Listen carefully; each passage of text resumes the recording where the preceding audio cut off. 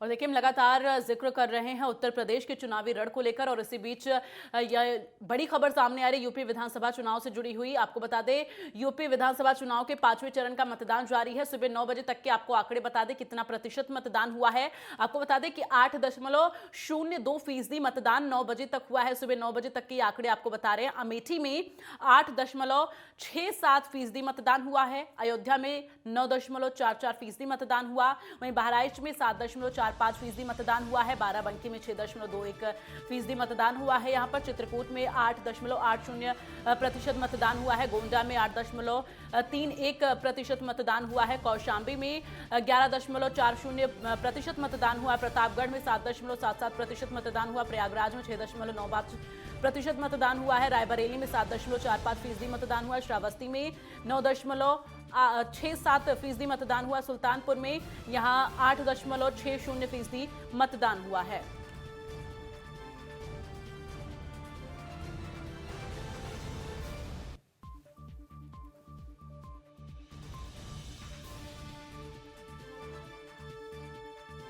तो आपको बता दें, लगातार उत्तर प्रदेश में जो है विधानसभा चुनाव को लेकर 5वें चरण का जो मतदान है वो जारी है, और इसके साथ ही लोग पोलिंग बूथों पर मतदान करने के लिए पहुंच रहे हैं। 9 बजे तक के जो आंकड़े हैं, 8.02% मतदान अभी तक हुआ है।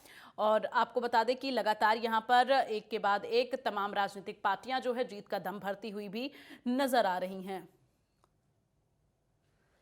तो प्रतापगढ़ से बीजेपी सांसद संगमन लाल गुप्ता ने इस बार हमकुंडा समेत प्रतापगढ़ की 7 सीटों पर चुनाव जीतने का वादा उन्होंने किया है और दावा किया है। फिलहाल 10 मार्च को जब नतीजे सामने आएंगे तब तस्वीरें साफ होंगी कि आखिर उत्तर प्रदेश की जनता किसे मुख्यमंत्री की गद्दी पर बैठाती है।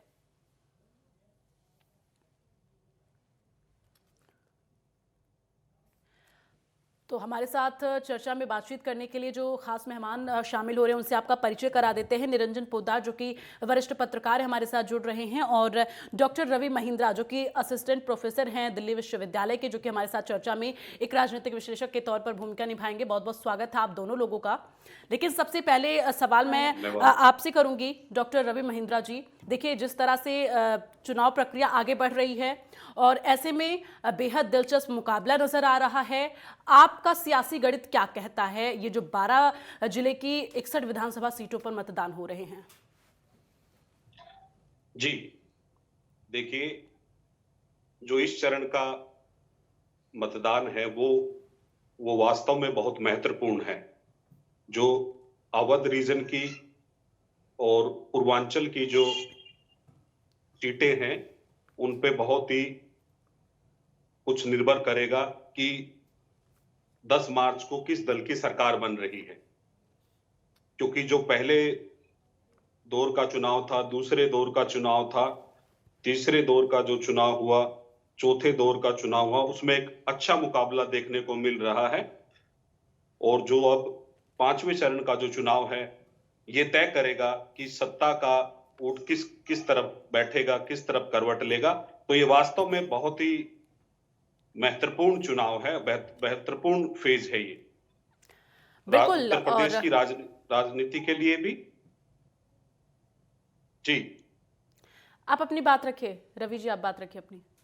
जी, ये जो चुनाव, ये पूर्वांचल की जो सीटें हैं, ये जो इस दौर का जो चुनाव है, ये वास्तव में उत्तर प्रदेश की दशा और दिशा को तय करेगा। और इस फेज से ही, इस चरण से ही तय होगा कि कौन उत्तर प्रदेश की सत्ता पे काबिज होने जा रहा है। जहां तक पिछले हम विधानसभा चुनाव की बात करें तो इस एरिया में भारतीय जनता पार्टी ने बहुत बड़ी जीत हासिल की थी। लेकिन अब की बारी जिस तरीके से समाजवादी पार्टी एक गठबंधन के साथ आई है, ओम प्रकाश राजभर के साथ आई है, तो यहां एक अच्छा मुकाबला देखने को मिलेगा। और निश्चित तौर से जो यहां जीतेगा वो उत्तर प्रदेश की सत्ता पे काबिज होगा। बिल्कुल, जाहिर तौर पर अयोध्या और प्रयागराज ये 2 अहम केंद्र हैं जहां पर आज वोटिंग लगातार जारी है। और ऐसे में निरंजन पोद्दार जी, यहां पर अगर हम अयोध्या का जिक्र करें, 2012 में सपा ने जिस तरह से परचम लहराया था, वहीं 2017 में इससे उलट बीजेपी 5 सीट पर जीत दर्ज करती है। उसके बाद अब 2022 का समीकरण क्या कहता है?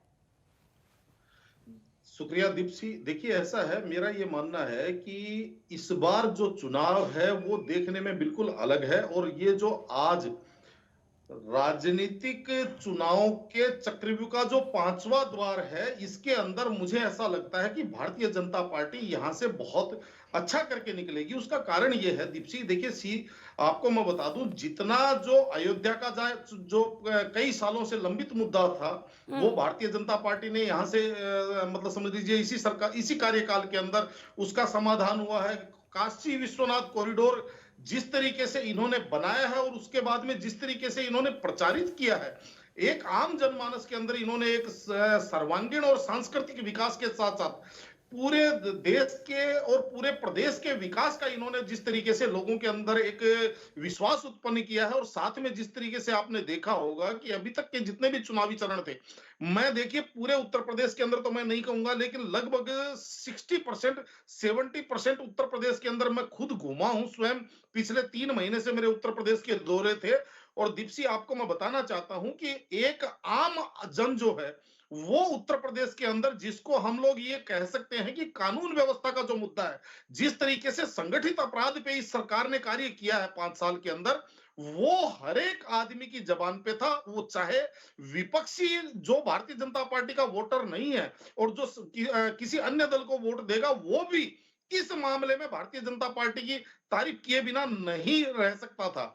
और आपको ये चीज मैं बता दूं, देखिए ये जैसे अभी हमारे पूर्व विद्वान प्रवक्ता कह रहे थे कि ये केवल उत्तर प्रदेश की ही दिशा और दिशा तय नहीं करेगा, ये पूरे देश की राजनीतिक दशा और दिशा तय करेगा दीप्ति, क्योंकि इस बार का जो चुनाव है वो थोड़ा सा अलग है। और देखिए, हम जितने भी विश्लेषक हैं या जो पत्रकार हैं या समझ लीजिए सेफोलॉजिस्ट हैं, सब लोग पहले ही अनुमान लगाना चालू कर देते हैं। लेकिन इस बार का उत्तर प्रदेश के चुनाव में आपने देखा होगा कि सारे सेफोलॉजिस्ट, सारे एनालिसिस्ट, सारे पत्रकार, सब लोग इस टाइम भ्रम में है। किसी को समझ नहीं आ रहा है कि ये चुनाव किस तरफ जा रहा है। तो ये ऐसा मैं पहली बार देख रहा हूं। और बाकी अब देखिए 10 तारीख को सबके सामने होगा कि जनता ने क्या पसंद किया है उत्तर प्रदेश के अंदर।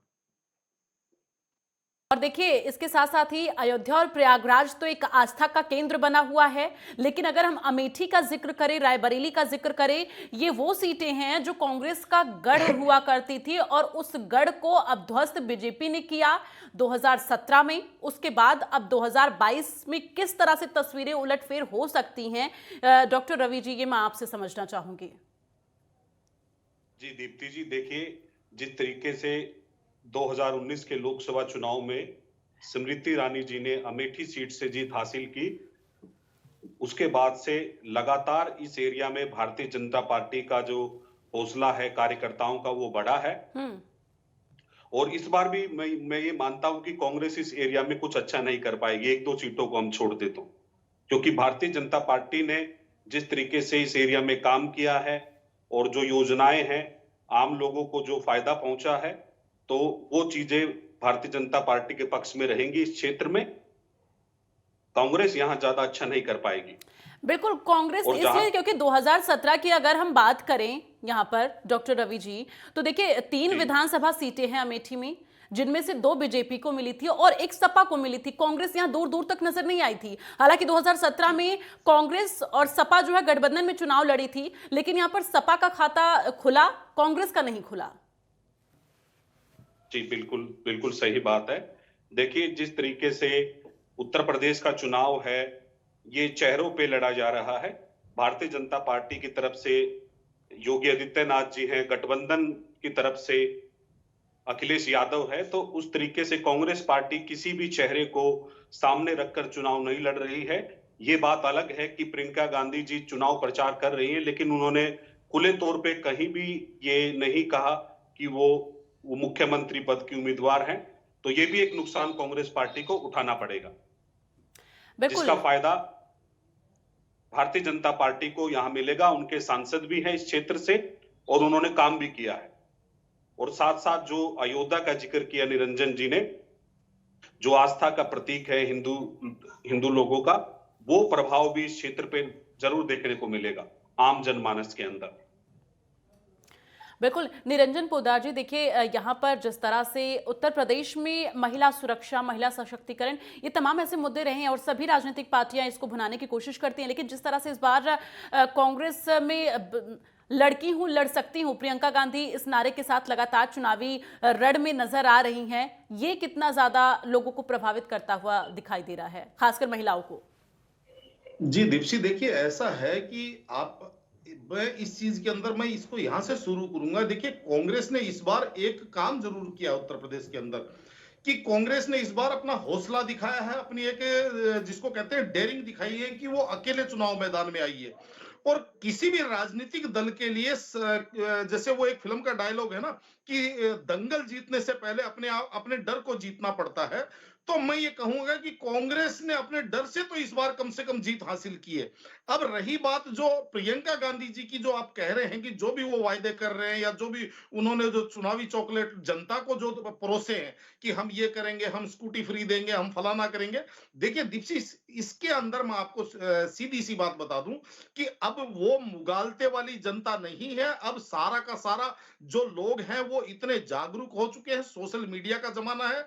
और आप ये मान के चलिए कि इस समय कि कोई भी आदमी राजनीतिक चीजों से अनभिज्ञ नहीं है और हर आदमी इस चीज को मूल्यांकित कर रहा है कि प्रियंका गांधी उत्तर प्रदेश के अंदर आकर के महिलाओं को 40% आरक्षण देती हैं, लेकिन वही चीज यहाँ का जो सीमावर्ती प्रदेश है उत्तराखंड, वहां पे वो चीज लागू नहीं होता। पंजाब के अंदर वो चीज लागू नहीं होता, क्योंकि चुनाव तो पंजाब में भी थे, चुनाव तो उत्तराखंड में भी थे। तो इस चीज से और तमाम जितनी कांग्रेस की जो घोषणाएं हैं वो केवल उत्तर प्रदेश के लिए थी, पंजाब और उत्तराखंड के अंदर वो चीजें नहीं, कहीं पे भी सारी चीजें नदारद थी। तो जनता ये चीज देखती है कि ये एक तरह की वो वाली बात है कि ना नोमन तेल होगा ना राधा नाचेगी। तो सबको इस चीज को समझ में आ रहा है कि ये केवल चुनावी स्टंट है। अगर कांग्रेस की कार्य शक्ति के अंदर, उसकी कार्यशैली में ये चीज होती तो वो इसी चीज को उत्तराखंड में भी लागू करते, इसी चीज को पंजाब में भी लागू करते, इसी चीज को गोवा में भी लागू करते, मणिपुर में भी लागू करते, तो लोगों को लगता कि कांग्रेस ने अपनी कार्यशैली को चेंज किया।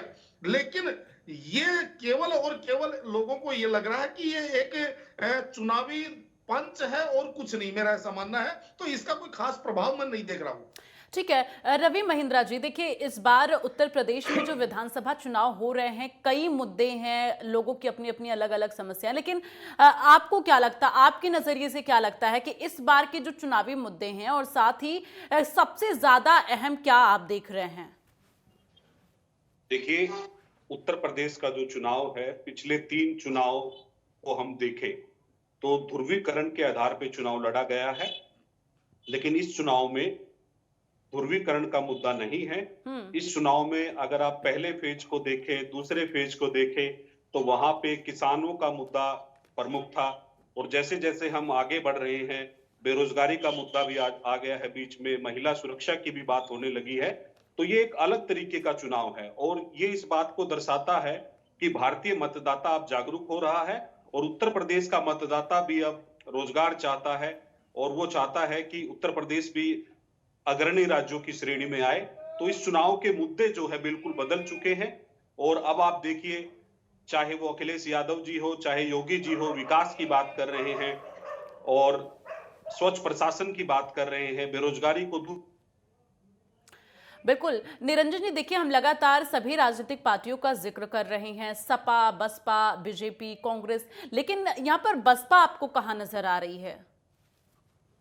देखिए दीप्ति, ऐसा है, मेरा जो मूल्यांकन है या मेरा अपना जो व्यक्तिगत मेरा आंकलन है, मैं उसकी बात अगर करूं तो मुझे ऐसा लगता है कि बसपा का जिस तरीके से इन चुनाव में जिस तरीके से बसपा को प्रस्तुत किया गया है, चाहे मीडिया को से संबंधित समझ लीजिए या प्रचार माध्यमों से समझ लीजिए, लेकिन मुझे ऐसा लगता है कि कहीं पे भी बसपा जितना हम उसको कमजोर समझ रहे हैं या हम ये देख रहे हैं कि चुनाव सीधा सीधा बहुजन समाजवादी पार्टी और भारतीय जनता पार्टी के बीच में, आप ये देखेंगे कि बसपा 10 तारीख को बहुत लोगों को हो सकता है बहुत बड़ा एक सरप्राइज दे दे, एक चौंका दे। क्योंकि इसके अंदर एक चीज है दीप्सी, वो ये है कि बसपा का जो कोर वोटर है वो देखिए एक जिसको कहते हैं डेडिकेटेड वोटर है। और जिस भी पार्टी का जिस भी राजनीतिक दल का पूरे प्रदेश के अंदर अगर एक डेडिकेटेड वोटर है, उसके साथ कोई भी एडिशनल वोट जब होता है, यानी कि मैं बात कहूं कि अगर दलित वोटों के साथ जैसे मान लीजिए अगर अल्पसंख्यक वोट जुड़ते हैं या कोई और अन्य वर्ग के वोट जुड़ते हैं, तो वहां पे परिणाम जो है ना वो कुछ और होता है और अनुमान कुछ और होता है। तो मेरा ऐसा मानना है कि बसपा जितना हम सोच रहे हैं या जितना दिखाया जा रहा है, बताया जा रहा है, उससे कहीं अच्छा करके निकलेगी। बिल्कुल, ज़ाहिर तौर पर। और तमाम बातचीत के लिए, हमारे साथ जुड़ने के लिए आप दोनों लोगों का बहुत-बहुत धन्यवाद।